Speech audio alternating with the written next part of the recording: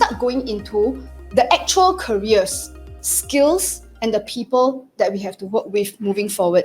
And this picture is from the Great Resignation.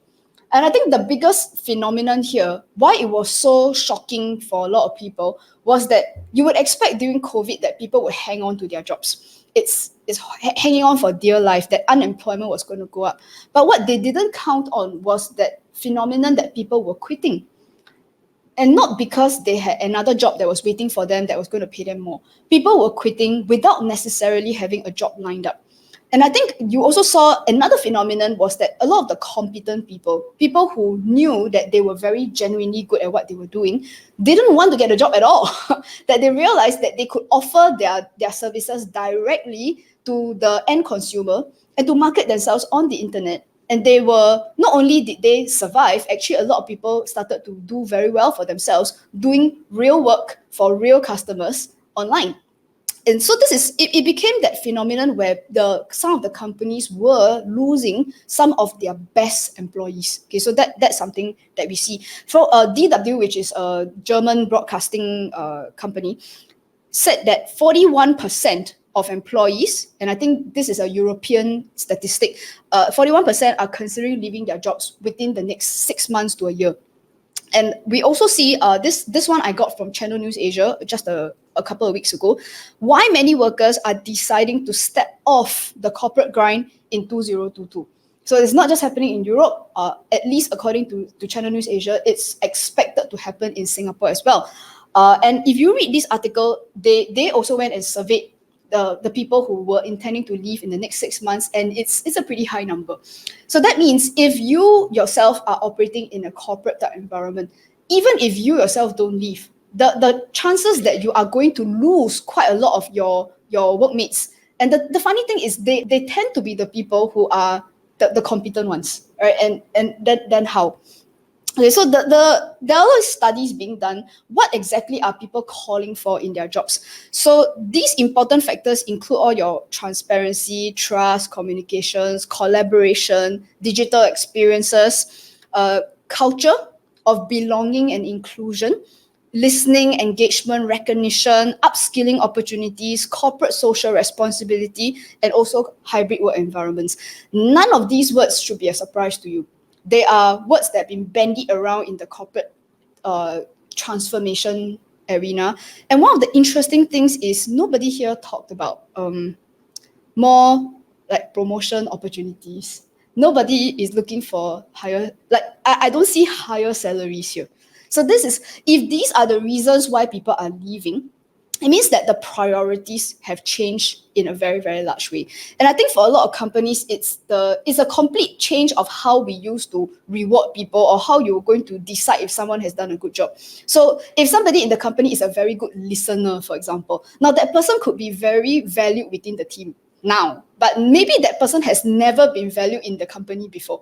And there wasn't a reward system to reward that person who was so good at listening that everybody goes and shares their problems with that person, even though it's not part of their work scope. So the thing is, I think companies are struggling with like that whole valuation of people. And I think that's from my perspective. Okay, so I think those are those studies that are being done by human resource people. Now, what I can come up with to contribute to everyone here is the astrological perspective. And if we look at how the world moved from fire to earth to air, there are very simple criteria for what is our definition of a good job. So the picture that you see on my screen here is from the fire era. And it shows a ship that is proudly displaying the flag that they are flying. And this is very intrinsic to the fire era because people used to work for pride and glory. If you were a tailor, you wanted to work for the master tailor that was known for his craftsmanship. If you were going to be a sailor on a ship, then it really mattered to you what flag you were flying, because you wanted to make sure that in a battle, you want to make sure that you had a good chance of winning, because then our team is stronger and the sailors are tougher. You also cared about which king or which queen you were serving. That you want to make sure you're on the right side. And if it seemed like one of the kings was like slowly losing favor, you might switch allegiances to the new king who had a more legit claim to the throne. So that was the way people thought about their work during the Earth era. So And basically what this meant was at the time, during the FIRE era, and it meant that people were not necessarily picking their jobs based on who was paying more. I think in those days, the social class thing was different. You could pay more, but then if you were some low-level person, they didn't want to work for you. But this changed in the Earth era because people went to the companies that were more stable financially.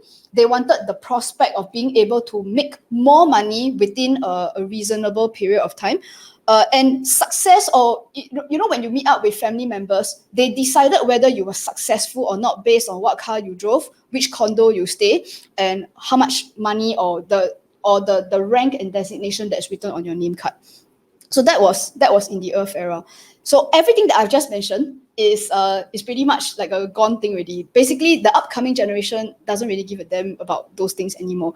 So what matters in workplaces from here onwards, this is super important, is this picture here that shows 3 hands. Basically, it's the idea of a team coming together to solve a problem. So it's a bit like a puzzle solving. So what I'm trying to convey here is that they are putting their ideas together, and it's not an idea that comes from one person. It's a collaborative effort. So there is discussion involved. So people would exchange a high-paying job for an environment where there is a lot more collaboration, that your views are being respected, and at the end of the day, not so much that the company is profitable and making money, but rather that we are doing something useful and of value to society. So that's what's coming up here. And so before we go on, let's get a poll of everyone. How accurate are the statistics? 41% people want to be part of the Great Resignation. Now, is this real, or are the newspapers shitting us, right? So can you do this? Go scan that QR code and let me know. Are you part of the Great Resignation? Did you already quit? Or are you intending to leave for a meaningful or creative position? Or perhaps some of you are already running your own outfit that is that meaningful creative position, but maybe that doesn't mean that you're not part of the Great Resignation. Okay, so let's have the results and let's see what's come up here. And interesting. What kind of answer is that? 100% of the people are planning to leave. It's so nobody actually already quit. Can't be. Okay, so I see 50%. Okay, good. So now it's starting to be a bit more spread out now. Okay, interesting. So I see more responses coming in. Yeah. Okay, so yeah, I see comments also. People are extending contracts and stuff. Okay, now we're getting a more accurate picture. Okay, so 35% from what I see, about a third of you. Okay, starting to go down. About a third of you already resigned in the last 2 years. So that's pretty crazy, right? And during the pandemic years on top of that. And then there are people, about a quarter of the people are planning to leave. And then there's a quarter of people who say they're planning to leave, but they don't really have a timeline on it. There's someday, one day. Those of you who are my students who are listening to this, my little joke about someday, one day, it means never. But okay, so I'm already in a... Okay, can I scroll down and see who is already in a meaningful and creative job? Let's see. Okay, so wow, looks like wow, look at that. Okay, a third of the people are already in a great job. And okay, can I see at the bottom, right at the very bottom, because we're just scrolling so that you can all see what's going on. Okay, so right at the very bottom, just to see who are very interested in coming out with their own outfits. Okay, so there are people who are planning to leave in 2022, and 4% of you are happy where you are. It's oh wow, that's not even 1 in 20 people. That's not even 1 in 20 people. Okay, so that means this 2022, guys, if you look at the statistics here, just polling whoever's on this live stream, it tells me that things are not going to stay the same. And people are looking for something that's a bit more. Okay, so let's get back into our PowerPoint presentation. And there's another poll. Okay, and let's do this some more. So since everybody's moving, in one word or a phrase, 3 words or less, can you tell me what's causing the Great Resignation? So can everybody just give me your answers? You can type anything, and please don't be lame, okay? Don't put swear words and stuff. So tell me what do you really think about the reason? Why are people leaving and why are people moving away? Why is that? I can see the comments. People are saying it's a very unhappy crowd. Oh dear. Yes, you're right. Okay, let's have a look. Okay, and guys, let's see what's come up. Okay, I see unsatisfaction. Life. Okay, life is causing people the great resignation. Oh, okay. And what else? What else do y'all see? Okay, yes. So not meaningful. Okay, politics, that you're not being appreciated. Okay, what else is coming up? Okay, the new priorities. Yes, work is meaningless. Oh, look at that. Okay, so there's people looking for an awakening. The people are burnt out. Oh, wow, these people are disillusioned. Okay, what has the company done to you now? The people want freedom. Okay, interesting. Okay, somebody said internet. Okay, you're leaving because of the internet. Like, why? People are tired. Okay, there's unfairness. What else do I see? Let's see, bad boss. Oh dear. Okay, working for KPIs. That's quite sian, right? Okay, the fulfillment. You want to do different things. Losing interest and passion. Oh, okay. Now you start to see it. I love this too. I don't know about you guys, but I love this, right? You can see the words that are really stepping out right now. Okay, I see burnout is huge. Stress, freedom, wanting change. This idea of that meaningless. Can you see how many times meaning has come up? Yeah, it's pretty crazy. Wow, wrung like a towel. Like they're just trying to squeeze everything out of you, isn't it? Oh, mental health. Wow, look at that.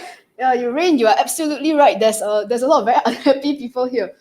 Okay, so let's go on, and I have one more question. Okay, so let's go on to the next question, and you can see at Slido. Okay, what is one word that describes what people actually want? So we had the unhappy thing. Let's have the happy face now. What do people actually want in 2022? Okay, so can you respond? Okay, what do people want from your careers nowadays? So I mean, if you're tired, if you're burnt out, then what do you want? You want more holidays, or or like you want more beanbags in your office? You want like high class coffee in your pantries, or what is it? Or it's like you want, like, I don't know, like a adjustable gaming chair. Oh, okay. Look at it. Like, people are not interested at all in the material things. It's not high class coffee apparently. Okay, people want appreciation. They want happiness, satisfaction. Oh wow, look at it. Woof. They want creativity, achievement, no career tracking. Oh dear. Okay, guys, we're looking for happy words. You people are putting like restless. Guys, happy words. Happy words. What do you want? So don't tell me what you don't want. That one is the previous one already. Okay, good. Oh, okay, I'm seeing the words fulfillment, appreciation, purpose. Wow, contribution. Interesting. Wow. Look at it. Okay, passion. I see some of these words coming. Flexibility. So those of you here who are leaders, and if you are a business owner, if you are watching this, I really think you should take a screenshot of this, like seriously, because it tells me that if your company is not doing those things, if you're not offering those things to your team members, that's why they're leaving, really. And think about how our Earth era systems have never prepared for these things. It's not, we think like by throwing dollars at people and somehow you can just make them do whatever you ask them to do. Because I see fulfillment, purpose, flexibility, growth, none of those things are very happening in our Earth era thing. Okay, so guys, can we get back into our PowerPoint slide? So I'm very relieved, by the way, because if people kept telling me like they just want millions, then okay, I will close shop already. It's like, I don't think I'm getting anywhere already. Okay, so I actually went and in my research, I found some of these articles which I thought had very interesting ideas. Because it says here, whether you look at a screen all day or sell other underpaid people goods that they can't afford, more and more work feels very pointless and even socially damaging. And in fact, David Graeber has called it bullshit jobs. So among others, he condemned people like private equity CEOs, lobbyists, PR researchers, telemarketers, bailiffs, and what he calls ancillary industries like dog washers, pizza delivery. They only exist because everyone else is spending all of their time working. And on top of that, now this is a bit long, but please bear with me. I'll read it because I thought this was amazing. Okay, so he said that, for instance, in our society, there seems a general rule that the more obviously your work benefits other people, the less you are likely to be paid for it. So an objective measure is hard to find. But one easy way to get a sense is to ask, what would happen if this entire class of people were to simply disappear? So you can say what you like about nurses, garbage collectors, or mechanics, and it's obvious that were they to vanish in a puff of smoke, the results will be immediate and catastrophic. Now, a world without teachers or dock workers would soon be in trouble, and even one without science fiction writers or ska musicians would clearly be a lesser place. But it's not entirely clear how humanity is going to suffer if all the private equity CEOs disappeared, lobbyists, PR researchers, actuaries, telemarketers, bailiffs, or legal consultants to similarly vanish. In fact, some people suspect it would improve the world if they actually disappeared. So apart from a handful of well-touted exceptions, which to me, doctors belong in the category of obviously benefiting society, okay, but the rule holds surprisingly well. And I think that became the case. So I think even in the pandemic years, I don't know if you all remember, there were all this talk about who was essential jobs, and then all these people getting very upset about not being essential. But I think it's pretty interesting, isn't it, that it was so stuck at that moment that the people who were the cleaners and the people who were the medical workers, and once the general public found out how little those people were being paid. And I think in the Earth era, that's what happened, wasn't it? It's like it was disproportionate. And in fact, the people who make the most money in the world are often the people who do the least for society. And you're going to see that anger that comes up, and it's not just me and it's not just you. If you just go online and look at what people are saying, that anger is switching it the other way around. So that means if you want to talk about relevance, like people keep asking, how do I be relevant in the air era? This relevance requires you to understand that social benefit, what you do that influences society, is the one criteria that makes you continue to be relevant in this upcoming world. So I want to poll everybody. Okay, so let's do one more question here, where I want to know what you feel about social benefit in your career right now. So can you go scan that QR code and tell me, where do you stand right now? Like, because some of you said, quite a lot of you said you've done your Great Resignation, right? So are you currently right now in a company that has a social benefit at its forefront, at its goal? Or are we really looking at companies, or are you even like working in a company that's actively causing social harm to people? And I know at least some of my students have come to tell me that, yeah, I feel like I'm working in a company that's actually causing harm to our customers. Okay, so let's see that, okay? Or how many of you are motivated enough to feel that now is the time that I want to start my own outfit? I'm sick and tired of things that are not being addressed in the world. And if it means I've started myself, that's cool. Okay, so I'm looking at the results now, and I see that, okay, it seems like the one with the highest number of people the organization is making some real effort, which is great. Okay, but you feel like we need to do more. And now I'm seeing that now more people are saying that, okay, the organization says we are changing the world, but I think it's bullshit. Like they are just putting in social causes because it's good for profit. Okay. Yes, and some people have plans to start their own gig. Okay, so there's hope in the air era. And let's see what else is coming up. Okay. At least I don't see people actively saying that my company is actually causing harm. Okay, so can we scroll down and see what else is there? Okay, so good. Like there are people who are already in companies where you feel that we are doing good stuff. Okay, that's cool. So there are people who don't give a damn as long as they get paid if they're being honest. And thank you for being honest.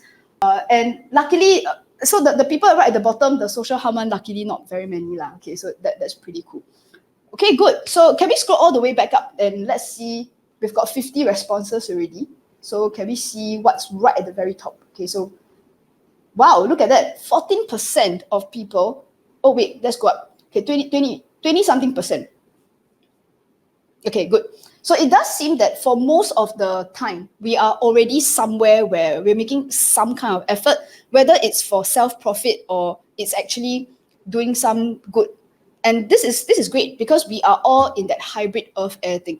So it's starting to be injected, and it means that some companies are taking a little bit longer to sort of change their mindset from earth to air, but it does look like it is happening. So guys, don't get upset with your organizations. It seems everyone's still making an effort.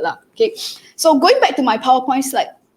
Okay, then the question is, if you are going to spend your 2022, 2023, and 2024, the next 3 years, being cause in the matter. That means going back to your companies and your organizations and actively changing just one or two things every month, so that in a year, we have now changed maybe 20, 30 things. And it becomes very powerful how what we can do. Okay, so I'm going to give you guys 11 things actively.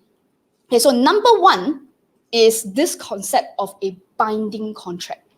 And I think I remember that when I was doing a lot of these career transformation programs a couple of years ago, quite a lot of the participants who came in had a lot of complaints about the fact that they didn't have a permanent job. What they had were contracts. So these were contracts that would run out after a year or 2 years, and they felt that there wasn't that stability that came out of it. So in fact, this is in the Earth era, the idea of having a job where it is perm job, or what we know as that, it was wanted by the workers because it essentially meant that you were guaranteed a salary at the end of the month, barring the fact that you don't go and screw it up lah. But unless you were fired or you retired, the point is you could stay for as long as you wanted. So this was okay for a while until it became quite clear that for a lot of people, they started feeling stuck. So if you recall, in the past few years, people will go on Facebook or whatever and say that I feel so stuck in my job, yada, yada. But stability also means stuck, right? It means nothing is moving. So this binding contracts became, another problem was also that sometimes the contract meant that you couldn't leave, or that you were forced to work with people that you didn't like. And I don't think people had a habit of revisiting their contracts. So it's not uncommon. You work for a company 7-8 years, and the contract that binds you to the company is the same one that was signed 8 years ago. So unless you got like promoted in a very major way, or you change your work scope in a major way, most of the time your contract remains the same. So which means that we don't keep up with the times, even if circumstances have changed. So what you can start to move towards, which I know a lot of people are going to get upset about, because then they're like, then like that, no stability. So here's where I beg to differ. So in the air era, now, as you look at the contracts that you're signing with agreements that you're doing with people, think about infusing a little bit more freedom. So some people think of this as like, which means that no guarantee. Then it's like in 1 year's time, then if they don't want to continue me, then how? So one of the funny things is really weird, because I have a lot of friends who are business owners, and you maybe bring someone in like part-time, or maybe they do 1 or 2 projects for you. And sometimes you get that fellow who is so amazing that you couldn't help it that once the project was over, you go and have coffee with them and say, you know what, it was so awesome working with you that let's create another project so that we have more opportunities to keep working with each other. And if both parties are happy with that relationship, here's the damn weird thing. They are happy to do another project. And before you know it, it's been 10 projects and we are still happy to work with each other. And knowing fully well that if it doesn't work, after this project is done, I'm leaving. That if it doesn't work. So which means that as long as people continue working with each other, it means that it works. So here's the really weird thing, that if you look at all those unhappiness, all those burnout, tired, unappreciated, how come these people didn't move on? Because they are bound by this terrible, stable contract. So this is why freedom, I put the fist bump here, right? Which means that at any time, if we are going to say, if right now I did a project for you, and maybe you've come to me and say, can we do another one? Because I really like working with you. And I could be honest with you and I could say that, I like working with you, but there was this 2 or 3 things that happened, which I thought wasn't great. And if we are going to continue, like we need to address those 2 or 3 things. And if you wanted to work with me, you would be willing to address those things. So that's how people can be actively, if you can call it a negotiation or you can call it a discussion, but you need to be expressing what it is that you want out of your contracts. And this can only happen when we don't have binding, stuck contracts. So these can be shorter, and it means that the contracts are not one way. Have you noticed that most of the time the contract is written by the company, and then they get to set the terms and conditions, and then you basically get to decide whether you suck it up or you don't take the project. So that it's not going to fly with your average millennial and Gen Z anymore. So now this works a lot better. Okay, so guys, think about it. And I know some people are thinking like, but then I'm an employee, I work in a company, I don't get a say over these contracts. So as I always say, it's a lot easier when you set up your own teams. And I think even as an employee, you can put these things out informally within your team, such that people really only take on projects and do work when there's a freedom agreement that we have sat down and we've decided what we are going to do and how we're going to do it. And if you're not happy with this, then you don't get involved with the project, which makes people a lot happier. Okay, so that's number 1. Okay, then let's go on to number 2, which is the concept of structure and size. During the Earth era, it was a bit shocking for some people because last time it used to be like a cottage industry. So maybe you only get like 15, 20 people like making cloth, right? And suddenly you will go and work for a company and the factory is humongous and there are like 2,000 people there doing the exact same thing. So the idea was that you wanted to build your company as big as possible because economies of scale. That means the more people, the more towels you get to ring lah, then they can produce more things. So another thing is once you have like 2,000 people, hundreds of people working in an organization, what we created was this concept of a structure, an organization structure. So all of you have seen stuff like this. The bigger the company, the more convoluted the structure is. And because there has to be a way to organize all these people, and then we created this Earth era idea of a hierarchy. And this kind of thing never used to exist in the past. They existed in some ways, as long as there's a lot of people, this kind of hierarchy shows up. Now, the problem with the hierarchies is that, okay, let's talk about the good stuff first. Last time, people used to like these things because it gave you a career progression chart. You knew that as a fresh graduate, if you join the company, maybe you start at the bottom, entry level. But there was a good sense of, okay, in 2 years' time, maybe I'll be a junior manager. And then later on, if I meet certain criteria, I might become a full-fledged manager or a senior manager and so on and so forth. So that it gave people some sense of predictability and what to expect or what I need to do in order to level up. Now, the problem was that this structure became, a lot of people get upset with this because then they feel it's not fair or that it takes a long time or I slog my life out for the company and I'm still at this level. And another problem with the size of it was that you didn't get to meet 99% of the people who work for the company. You maybe only have relationships with the immediate people you work with, and it created a lot of all these misunderstandings between people, and there are a lot of internal fights. And I have had so many people come to my classes to tell me that even just the emails that are being sent internally, it is toxic. It is bad. And it's like we're not even fighting like angry customers. We're fighting like angry internal people. So that becomes not so great. And like I said, it becomes that binding structure that we are all stuck inside. So what I'm proposing in the air era, as with this idea of a partnership, is that how you even organize and structure your teams is partnership based. So what I'm about to share with you is a diagram that I shared before in one of my earlier webinars, and it's a real life story, and it begins with me in the center.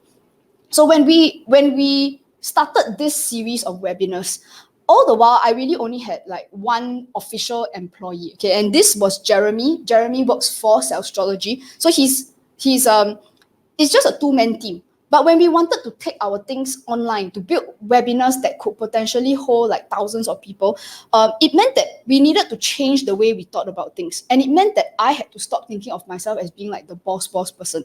So once you see it as a partnership, so my role is that I am the astro girl. I basically do everything that's astrology because kind of like no one else knows this stuff lah. But then Jeremy became the money guy, the one who makes sure the budget is all done. And I call him the oh no, my file got stuck guy because I'm quite useless with all these things. And Jeremy is my hero every single time. But we also learned to build partnerships with others. So Derek Chu, at the time, it was a friend who he is very talented with a lot of this design stuff. And I call him the make it look nice guy. So at the time, my PowerPoint slides were very pretty and Derek Chu had a big hand in it. We also work with Joe Hansen Lee.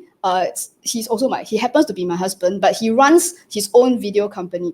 And we were producing so many videos and we needed the setup, the structure. And neither me nor Jeremy knew very much about cameras. So we struck a partnership with him. And that partnership is still going. I'm talking to cameras and lights around me that is all set up by Joe Hansen Lee. So I call him the video guy.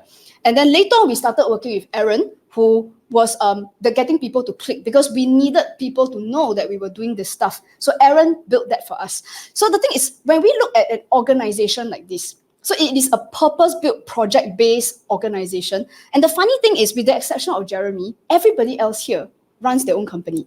So they were not my employees and there was no binding contract between me and them. It was essentially, here's what I need and can you help me? And he says, okay, here's what I'm willing to do. And we got it done. So 5 people, so this was the team that put together my 2020 webinars. So we've made changes to the team along the way because that's how Air Era works. But a very small team of 5 buggers like us put together a series of webinars that eventually went out to a 5-figure number of people across 26 countries. And the thing is, if you really think about, I'm asking most of you who feel very stuck working in the huge hierarchies, that you always think that you're going to need like a few hundred people to get a simple thing like that done. And I don't think that's the case. So we started working with some of our students who had a taste of what it was like to work with a team like this. And my student works for an MNC in a marketing capacity. And she told us that where she's working, building just to produce one video, a rough cut, can take like weeks. And the rough cut is really a rough cut. And she's never seen a small team of people like that put together a video in like just 3 or 4 days. And the rough cut is like ready to go on social media already. So it's I'm suggesting that in the air era, the smaller team is more agile. It gets, frankly, stuff moving a lot faster, and they cost a lot less, and it's much happier because we get to know everyone within the team and everyone agrees to what we are doing tomorrow. Okay, so something to think about. That's number 2. Structure and size. Most companies are going to downsize anyway. If you go and read newspaper, all companies are intending to downsize. So the number of people are going to go down, but I'm talking about from this many people to like 4 or 5 people. That's what I'm talking about. And that is when is that sweet spot where people get stuff moving like instant and fast. Okay. So the next thing, number 3, is we need to change our idea about this thing called problem solving. And some people would say, May, problem solving is not new. Isn't that what all companies do? And I would say that it's a different kind of problem solving. Okay, so that in companies, you've heard of people saying things like, we are fighting fires. And what do we mean by fighting fires? It's like, the waiter didn't show up. Then during meeting, everyone gathers and they go like, how do we make all our waiters show up on time? Or it could be that problem solving could be, I don't know, it's just people not agree with each other, or they're just being inefficient, or our product, maybe if you're a farmer, maybe you farm potatoes, and it turns out that there are a lot of insects that are killing your crop. So this is what we call in-the-box problem solving. Now, most of the time, in-the-box problem solving is the type of thing that affects the bottom line, which means that we start to incur additional costs because some people screwed up, or maybe we are not doing things in an efficient way. So the in-the-box problem solving means we have a potato production company. How do we produce more potatoes? How do we produce bigger potatoes? If the idea is bigger, faster, cheaper, that is Earth era problem solving. Now, this kind of problem solving is happy for the boss because it's good for bottom line. But it's very sian for a lot of the people who work in the organization, because it's that whole idea of like, you're just trying to squeeze like a bit here and a bit there. And that's kind of like where the stress comes from. Because even if you are successful at solving that problem, it doesn't make you feel that sense of achievement, like you've done something really good. It's more like we've just squeezed our vendors here for a little bit more. So this is the in-the-box problem solving. As you can probably guess, in the air era, we are now looking for out-of-the-box problem solving. Now, you can still be in potato production and solve all the soil problems, insect problems, and like the people never show up for work problems by doing this. So it's when we talk about this out-of-the-box problem solving, is when people start to question, so why do we need the waiters in the first place? So when you find a way to do this without the waiters, it means that it doesn't actually matter whether they show up on time or they just don't bother to show up. That's fine. Or if you talk about like the insect problem, it's about getting to the even more base level of questioning, why are we even doing this in the soil anyway? Because if people are asking about, say, climate change, then now we have to put in all these weird things to combat the climate change. How about we don't have to work with the soil? So this is where some people get a bit kanchong, or you get very anxious because you're worried now. It's like, does this mean that my job becomes defunct? Because if you are that waiter who never shows up on time, quite sure that you're going to be defunct like tomorrow. But the thing about this kind of problem solving is the fact that we are, think about how as an employee, if you actually are going to build a solution like that, at the end of the day, we know that we have solved the problem once and for all. Because if you look at in-the-box problem solving, today we managed to get the waiters to show up on time. Now, at some point, some bugger's not going to show up on time. And then the problem happens again. Then the angry emails will show up again.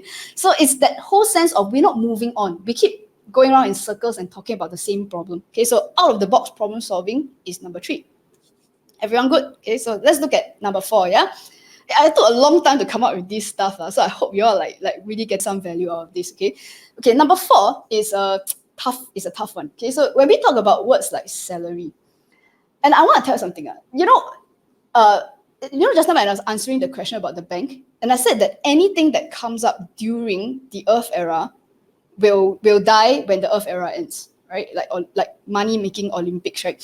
But the thing about salary, right, is that it's actually a very Earth era kind of concept. Now, it's not that people weren't paid in the past. They were, as in you would pay the craftsmen, and the craftsmen would have apprentices and they would pay. But in those days, it wasn't like you had a contract where the boss had to pay you like 4,000 pounds or whatever. Okay, 4,000 pounds is a lot of money, but that you wouldn't get like say 40 pounds if you work for this blacksmith. It wasn't like that.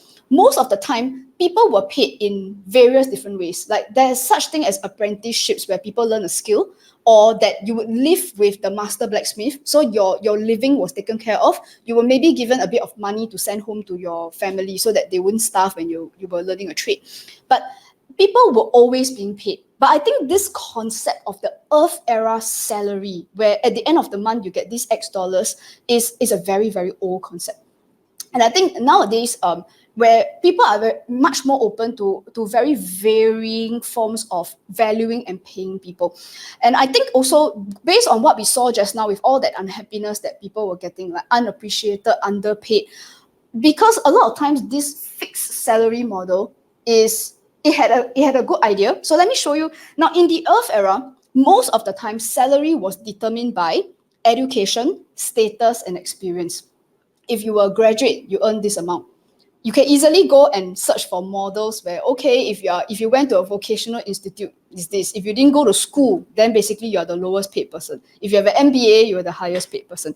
And also things like status. If you move from one job to another, if you were a manager, if you were at managerial level, so you can see like all these Earth era words, right? Or if you're at director level, then director level salary is from here onwards, upwards, that kind of languaging. Or it could be based on experience. Like if you have 10 years experience versus if you only have 6 months experience, you are paid accordingly. Now, the thing is, this didn't come from a bad place. I think most of us agree that if you have studied something longer, or if you've worked with something longer, or if you have attained a certain level of achievement in your career, we would assume that this person would be able to deliver more than the person who had less. So I'm not saying that this is a broken system. But the problem is that I don't know if you all agree with me. Please show some response. Yeah, so just so that I'm not alone in this. That I think a lot of people start to realize that the MBA person wasn't necessarily creating a bigger impact than the person who came from a polytechnic. Like, who agrees with this? Right? In reality, it didn't always work, and I think it also created another problem where you see if you agree with me. That there is a magic line at which you kind of want to achieve that minimum standard. So there is a certain amount of education that you wanted, and you wanted to make sure that you rise yourself up to a certain level of status and a certain level of experience. And people will say things like, oh, I have arrived. You are successful. So you've reached that minimum that senior manager level where you are earning like that between $5,000 to $8,000, and you're like, yes, I've arrived, right? And the funny thing is, from that moment on, the motivation to continue contributing, I'm not saying that there aren't people who won't contribute, but that motivation has shifted somewhat. And the whole idea is to get to that level of that comfort zone. So, and it also meant that's why if you interview real teams, there are people who say like, yeah, my boss is, so what does your boss do? And they go like play golf or shopping for a new car. So there are cases where sometimes the incentive is not so strong. So that what I'm noticing and proposing that we can even start to relook, especially those of us who are leaders of our organizations, and it's something I've personally started looking at also, is instead of paying people specifically by education, status, and experience, and this is tied in with the freedom contract. Now, at the beginning, in order to respect somebody based on what they've done, obviously they start with maybe higher than someone with less experience. But as we move on, as contracts get renegotiated and we start to move our projects along, here's what we can explore. The concept of an impact salary. That means people actually get paid according to the impact that they are delivering. And this is not necessarily a monetary impact. Like in the past, you saw this in the Earth era, where salespeople, if you sold more things and you had a higher profit margin, you got paid more in commissions by the company. So you find that the average salesperson has already been getting impact salary since the beginning of time. But the impact, they were only measured based on the financial impact that they were delivering. And I think as companies start to change your objectives, your end goals, as they become less and less kaching focused, right? That you might actually start to appreciate that HR person who is making people be more listened to. And that how then do you measure impact? Then that's also where, I mean, these are very theoretical, right? But a company needs to start thinking about who are the stakeholders who are affected by this person's job. So if it means that this person doesn't face the end consumer, but they are really supporting the team. So they may not be the engineer per se, but they are the counseling team that makes sure that the engineers are not burnt out and they are not tired. Now, if all the engineers feedback and say that this person is amazing, like I was not in a good place, I spoke to her for like half an hour and she totally changed my perspective on how the project was going, and I want to thank her for the fact that I didn't commit suicide at the time. And that's a major impact. Now, is that person being rewarded then? And what kind of can we change the way that we are incentivizing people to get the objectives that we want, which may not be monetary in nature? So it's like, that doesn't mean that a manager, a very experienced, high status manager, cannot be earning that same amount. So what this means is, like, let me go back to the previous slide. Let's just say you belong in this category. You already earned your accolades and you are there. You are in your 40s, in your 50s, you've gotten there. And the thing is, you shouldn't be worried by this. So that means if you are continuing to create a fantastic impact in your company, nobody's going to begrudge the fact that somebody is paid more than everyone else. Now, it only becomes a problem if this impact pay is only a problem when a person is not producing impact.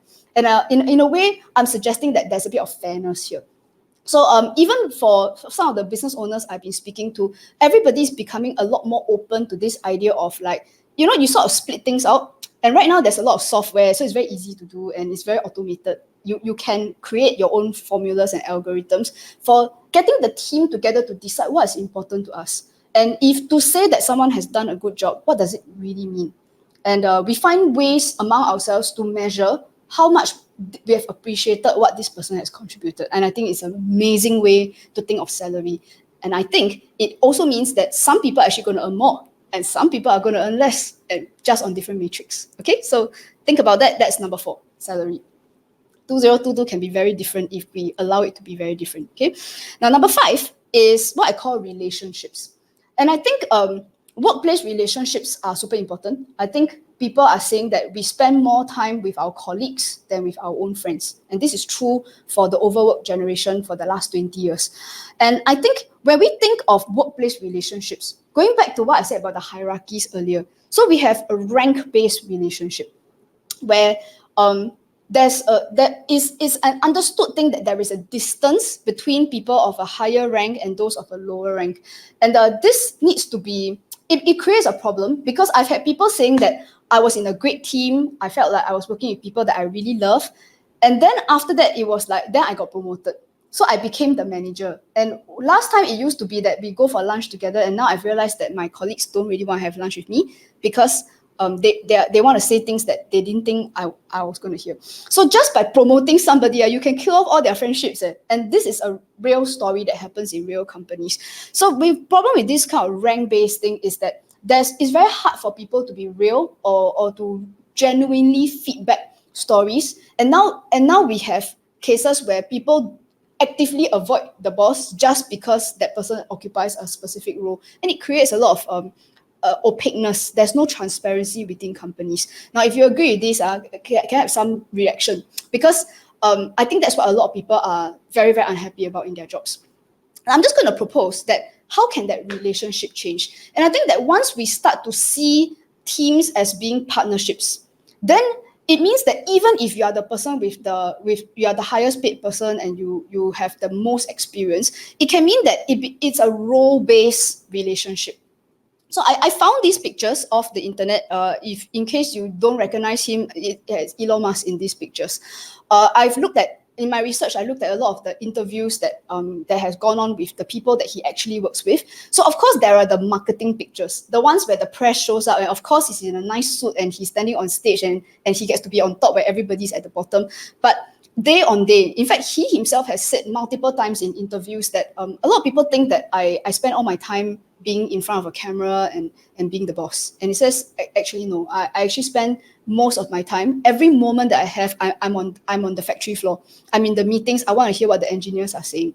And these pictures, as you can see, the resolution is crappy because these are not the official pictures that were taken by the press. These are the on-the-ball pictures. And what you can see here is now, had you not recognized his face, if you didn't know that this was Elon Musk, he looks like just one of them. He looks like just one of the engineers. And it is true that when they propose something, who is the one who has the power to say yes or no? Of course, it's Elon Musk.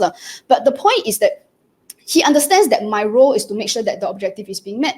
And that at no point is there that feeling that you can't be direct with him. In fact, he said multiple times that almost anyone in his company can give that kind of feedback to him. And he does know what's happening at all times within the organization. So I mean, he's not Jesus Christ and he's not perfect. But what I'm saying is that we can pick on some of the lessons from here.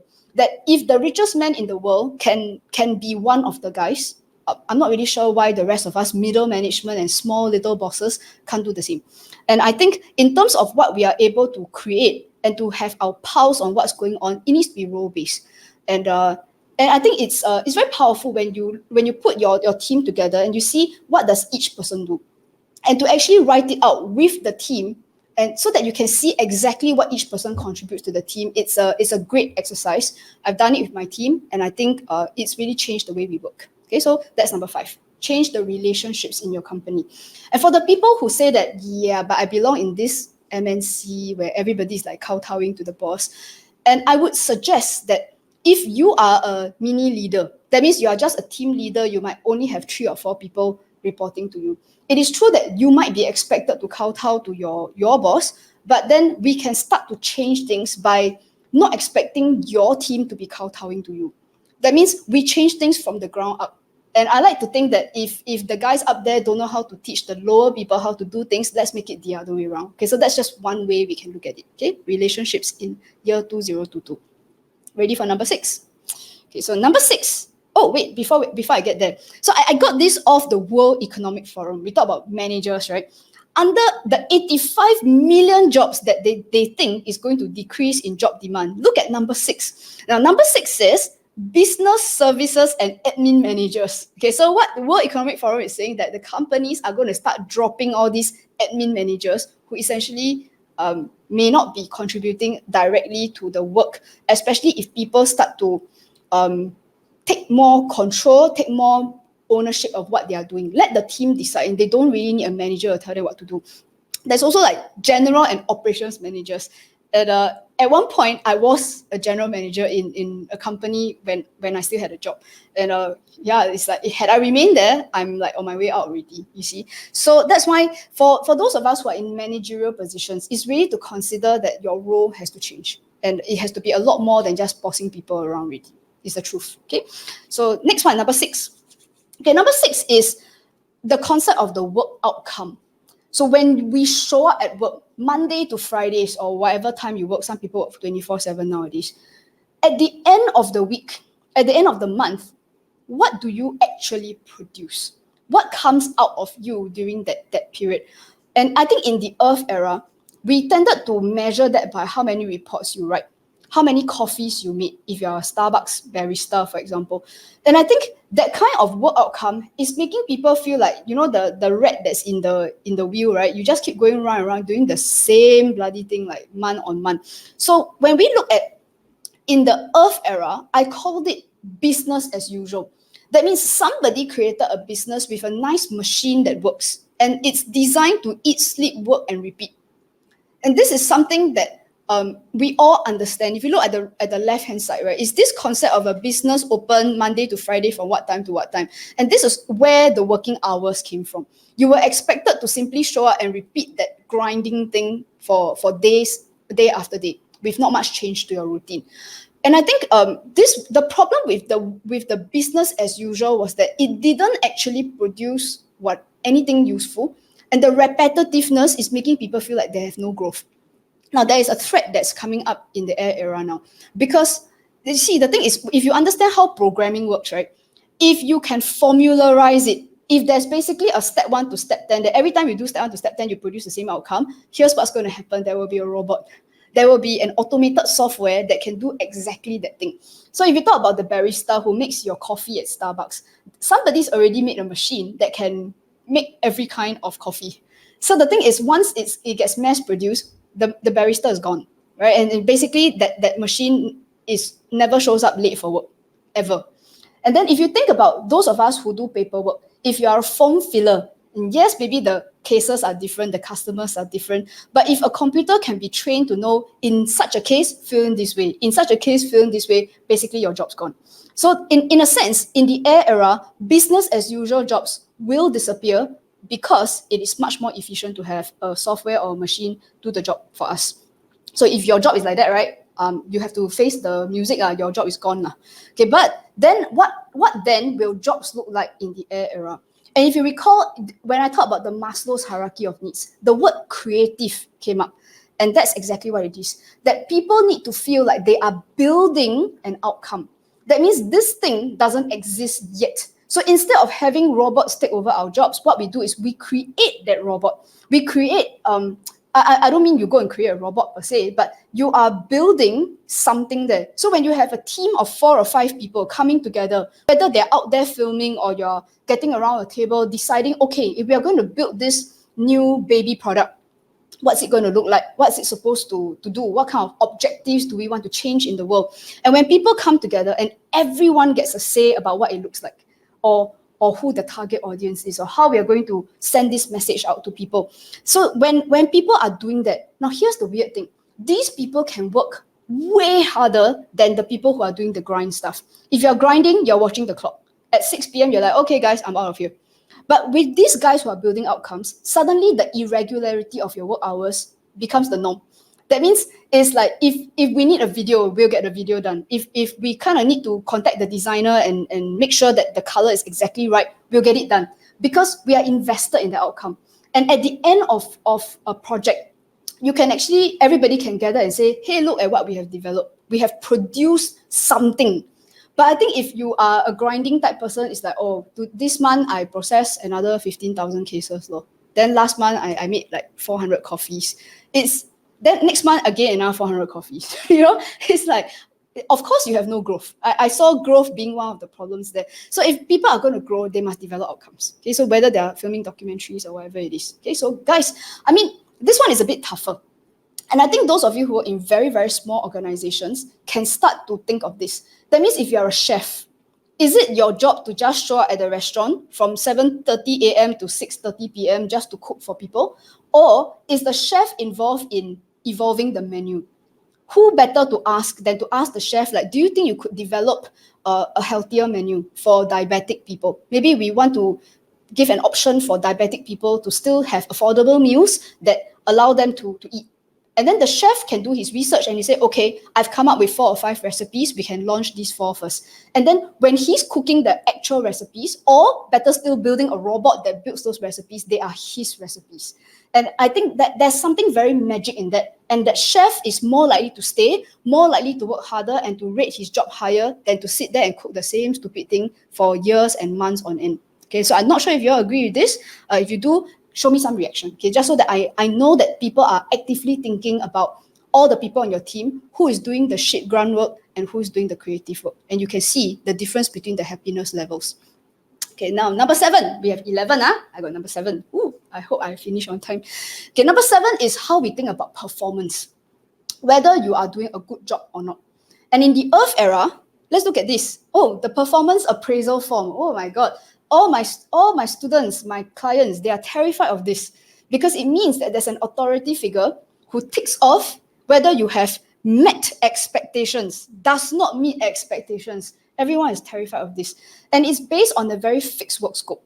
Whether or not, and in fact, this kind of performance appraisal doesn't have a good outcome out of it. The best case scenario is you didn't screw up. Literally, the best case scenario is you didn't screw up. And any kind of screw ups along the way are being monitored so that they can minus points off you. So this is how, in the Earth era, it's more like we were very in the box problem solving, which creates this problem. And all of these criteria that is listed on a performance appraisal is top down. It is boss's expectation of the employees. And the funny thing is the opposite doesn't happen. How come the employee doesn't get to performance appraisal the boss? So that becomes a very big problem. It's expectation based. So what I'm proposing that we can change about how we review whether we have done a good job or not. So again, it comes back to a team-based thing. So this picture that you see here is a review that we use in our work sprints, so that when people work up to a certain level, maybe twice, 3 times a month, the team gets together and we appraise our own performance. You get to decide what were you proud of, what did you think was a bit of a screw up and maybe we should do something about it. So it is team-based and it is self-determined. You decide, did you do a good job or not? And if you didn't, maybe and there was a problem that you noticed, even if it's with another team member, can you bring it up? So I decided to blow it up a bit in case some people are very interested in this. Now I started using this with my team, and as far as I can see, we all love this. And it means that people can be very transparent.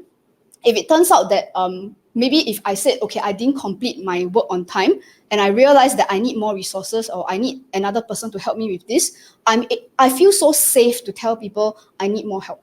And this has occurred with the rest of the team as well. And at the end of each review, we can look back and see, hey, wow, look, here are the good stuff that came up. And we get opportunities to compliment each other on, hey, you did this thing and I thought it was very well written, like well done. And there's a lot of this. It's an environment where people feel you don't wait until the end of the year for someone to give you an award to feel like you've done a good job. That means if someone's done a good job, we want to let that person know ASAP. Okay, so this is, and it helps to keep people together and to make sure that our goals are still together. Okay, so number 7 is performance. Have you changed how you decide whether someone has done a good job in your company or not? Okay, and number 8. Okay, number 8 is things like the work scope. When somebody joins a team, like what do they actually do? And if you look at in the Earth era, what you see here is a bullet point job description, the JD. Everyone knows this. And it is fixed. So if somebody does a certain job, that's it, right? And fixed means also it's very standard. All the waiters, same thing. All the HR managers, same thing. And it's trickle down, it's top down. Who gets to decide what is being done is the boss decides. Now, in the air era, now things are going to change a bit. Because let me give you some different words. Instead of the boss decide the job description, how many of you here have written job descriptions for other people before? Like really, can you show some indication? You are the one who sat there in front of a screen and then you type all the bullet points. The idea that the team gets to decide what each person does is pretty crazy. And it is based on ability and based on situation. What do we need? And maybe this person is very good with colors and shapes. Now you take care of colors and shapes. And somebody's very good with talking to the angry customer. Okay, you talk to the angry customer. That's very insane. And it's not based on a JD that's written by your boss. Now, this picture shows a bunch of people who work in the F1 race industry. They are the pit crew. So the thing is, when you look at these people numbered from 1 to 21, now the funny thing is none of them, 0, none of them actually have a job description that says the guy who changes the tire during the F1 thing. The funny thing is that they are all of them engineers and technicians and mechanics who work on that car. So during the race season, is situation based, that they come on and everybody pitches in to help that car. If you've ever watched the race, right, that thing gets changed in like 2 seconds flat. It's insane, you know? And nobody has a full-time job doing this. It's situation-based, and as part of the team, they will decide what needs to be done. And within the team, they divide it out. Who's the guy who's very good with a screwdriver? You take the screwdriver thing. Who's the guy who's very good with a positioning stuff? You position stuff. So it's so insane that you get to decide what you do, and the team gets to decide. It's an insane idea, and it makes people happier, and for them to take on the work that they choose. And so now that we talk about the team, right? And I think this part is fairly self-explanatory in the sense that in the Earth era, we all belong to what I call single function departments. That how many of you here actually belong to something like that? Can you show some reaction? Like you are from the HR department, you're from the ops department, and the people that you hang out with, the people that you have meetings with, they all from the same department. And of course, it creates all that problems where ops doesn't get along with sales and sales doesn't get along with HR or whatever it is. So that's the problem with the single function. And I think for those of us who want to move into the air era mindset, it's especially if you have done pretty much one thing all your life. And this idea of, air era feels so, like the skill sets are so wide. How do I prepare myself? So what you see in the air era is a cross-functional team. And this means that you don't have that one person who does one thing. If you look at this picture of 4 guys producing a documentary, it doesn't actually mean, right, that we couldn't really point at any one guy and say, this one is the director, this one is the film producer. It doesn't work like this in the air era. That means the team takes on, look at this, they will film, they will direct, they will produce, they will edit the video, they will cast the video, somebody goes and does the recce. Together, they are all involved in marketing and social media and copywriting and budgeting and legal and dealing with the admin, with YouTube or whatever it is. They all do it. Within 4 people, they take care of every damn thing. And sometimes they may outsource certain things when they can't handle it. But the point here is that you no longer say that I am this department. Because in the Earth era, what you got was, this thing, not my department, ask someone else to do that. 5 years later, nothing is done. Because everybody is so busy pushing stuff to each other. But when a team decides that, well, this has to be done, who's available? Then someone raises their hand and says, okay, I'm done with my stuff, I'll take it on. That's how it works. And that's the reason why air era teams move this kind of 4-man team.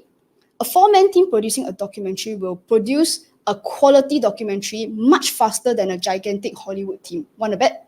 Okay, so that's why Hollywood cannot keep up with the 4 millennial buggers who are producing documentaries much faster than they will ever do on YouTube. Okay, so this is why if you cannot see yourself in this way, you're going to have a hard time in the air era. Cannot be a one trick pony already. Okay, so number 10. Okay, so we're up to 11, yeah? Okay, number 10 is the question about skill learning. A lot of people ask this question, right? What skills do we learn in the air era? And I was very recently a speaker in a summit called Change Summit, and somebody asked me this question. And my first answer was that people think of skill learning as like you go to a portal, you sign up for a course, then you attend course for 3 or 4 days, then yes, after that, yes, I have this skill. I think that's a super old-fashioned way of thinking. So if you came to my webinar thinking that I will tell you, okay, guys, all of you go and learn this skill, this is very good in the air era, you should all go and have this skill, right? I think you come to the wrong place. There are other places that you need to go where they will tell you what courses to do. But I think in the Earth era, it was very based on job function. So like, if you are the investigation team member, then XXX means you have to attend all these courses. Last time it was like this. And when I found this graphic, right, I was quite amused because I noticed that the senior manager is the one who attend the least training. Then the guy at the bottom, all the low level people, they have to attend a lot. So it also tells you, going back to my previous point, that the senior person is quite often, honestly, the person who does the least work. Okay, so that's one of the thing. And also, but I think when we change skill learning, it shouldn't be based on your job function. Because first of all, in the air era, there's no such thing as a job function. But rather as a team, you think about what is the desired outcome that we want, or what is the gap. And if right now, if I don't know this, I will go and learn it. So this video that you see here is a real video that my husband will go and watch if we need something done on one of our videos. And if he doesn't know what to do about the lens, because he doesn't know everything, right? So he watches that video and he learns. So sometimes it's an answer that you get from the internet for like 5 minutes. You don't need to go attend a lens course to know about what to do about the lens. And that's why in the air era, it's fast. You got to get it done real quick. But does it mean that then that training courses are gone? Not really, because there are things that it's much bigger. You're looking at a competency here. So when we're looking at competencies, now I myself attended this man's course. So just a few weeks ago, I attended a Scrum Master course, and it was conducted by Mr. Stu Mitchell. So I was in a 2-3 day course where I went through how to work in a different way. I thought it was awesome. So the thing is, but at the same time, when I went there, I wasn't interested in a certificate. I did get a certificate, but frankly, don't give a damn about the certificate. What I wanted was, can we now come back to our team and apply what it is that we needed? Now, I signed up for that course because I felt that my team wasn't air era enough. And I was the bottleneck. I was the boss that was holding a lot of people back. So I was thinking, can I go and learn a new way of working? So yeah, can it be training courses? Yes, but don't go there for the certificate. It's not a smart way of doing training anymore. Okay, so last one, number 11 is, so then what skills do I learn? What industries do I aim for? So I guess I'm going to start off by giving you the Earth era answer first, okay? Because, I mean, if you look at it, 2/3 of you were very interested in this skills learning in the air era. Okay, so I deliver my promise, yeah?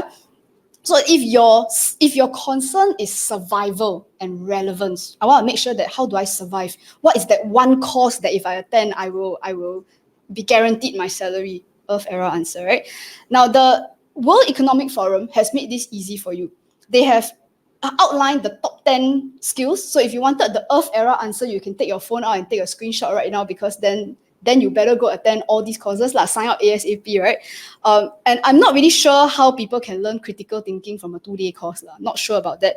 Or how people can learn leadership from a 2-day course. My experience is that's not how you learn leadership. But anyway, these are the top 10 skills. So go and learn. Or you could base it on Earth era style. What industries are going to be big? Which industries have the best prospects? And the World Economic Forum made it easy for you also. 97 million jobs are going to be created. Growing job demand. So you can see from the list here, data analyst, big data, digital marketing, digital transformation. Anyone surprised? So these confirm, if you go and do all these jobs, there will be plenty of demand for it. So if your concern is survival and relevance, you do all this, you confirm relevant. Okay, so you can absolutely do that. But you also know that for the vast majority of people out there who have not let go of the Earth era mindset, here's what's going to happen. Everybody will go and take the course. Everybody will go to that new industry.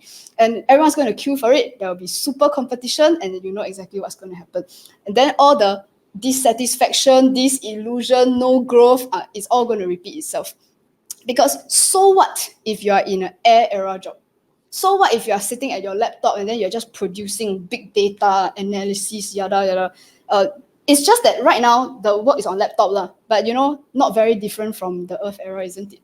So that means, so what if on the outside people are doing air era, inside still Earth era?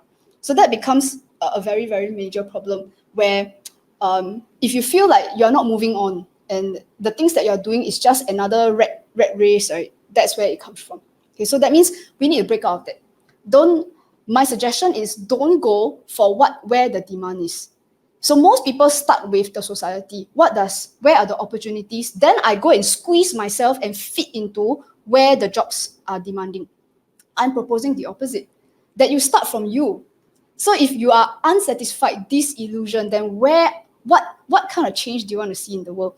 And how would you like to get involved? So if you were my team member, for example, I would ask you, so this is our goal, and what kind of work would you like to take on? So it's very weird, like the worker gets to decide what I want to do. It's a crazy idea.